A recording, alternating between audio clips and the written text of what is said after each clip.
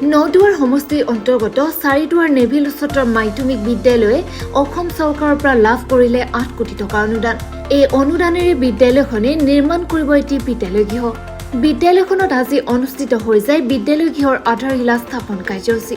আধাৰশিলা স্থাপন কাৰ্যসূচীত উপস্থিত থাকে নদুৱাৰ সমষ্টিৰ বিধায়ক পদ্ম হাজৰিকা।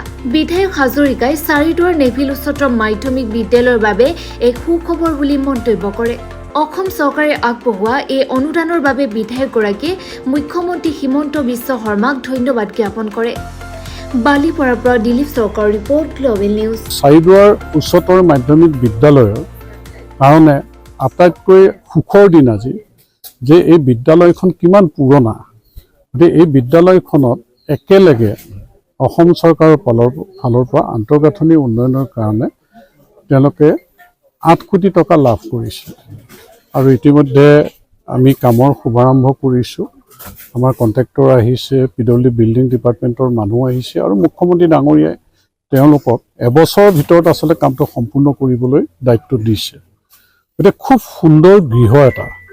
আমাৰ হয়তো 19টা ক্লাছৰুম হ'ব, আমাৰ প্ৰিন্সিপালৰ ৰুম হ'ব, ভাইচ প্ৰিন্সিপালৰ ৰুম হ'ব, এটি লাইব্ৰেৰী হ'ব আৰু 5টা লেবৰেটৰী হ'ব, 4টা টয়লেট হ'ব ল'ৰা আৰু ছোৱালীৰ।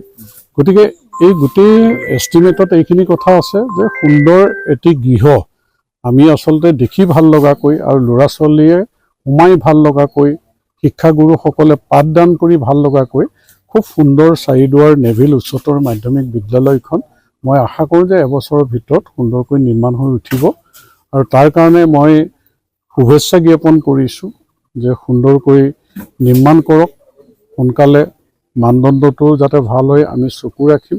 গতিকে ভাল বিদ্যালয় নিৰ্মাণ হ'ব আৰু এই ব্যৱস্থাটো এইকাৰণে সক্ষম হৈছে যে দেশত প্ৰধানমন্ত্ৰী নৰেন্দ্ৰ মোদী ডাঙৰীয়া আৰু মুখ্যমন্ত্ৰী ডক্টৰ হিমন্ত বিশ্ব শৰ্মা ডাঙৰীয়াই সকলো দিশতে ৰাজ্যখনক আগুৱাই নিবৰ কাৰণে যিখিনি ব্যৱস্থা গ্ৰহণ কৰিছে, শিক্ষা ব্যৱস্থাটো উন্নত কৰিবৰ কাৰণে যিখিনি কৰিছে, আমাৰ যিসকল আৰ্থিকভাৱে দুৰ্বল তেওঁলোককো সহায় কৰিবৰ কাৰণে যিখিনি ব্যৱস্থা কৰিছে, তাৰ কাৰণে অসমৰ ৰাইজ সন্তুষ্ট। আজি মোৰ সমষ্টিবাসী ৰাইজ সন্তুষ্ট, গতিকে চাৰিদুৱাৰবাসী ৰাইজ সন্তুষ্ট। আমি মুখ্যমন্ত্ৰী ডাঙৰীয়াক বিশেষভাৱে ধন্যবাদ জ্ঞাপন কৰিছোঁ এইখিনি পদক্ষেপৰ কাৰণে।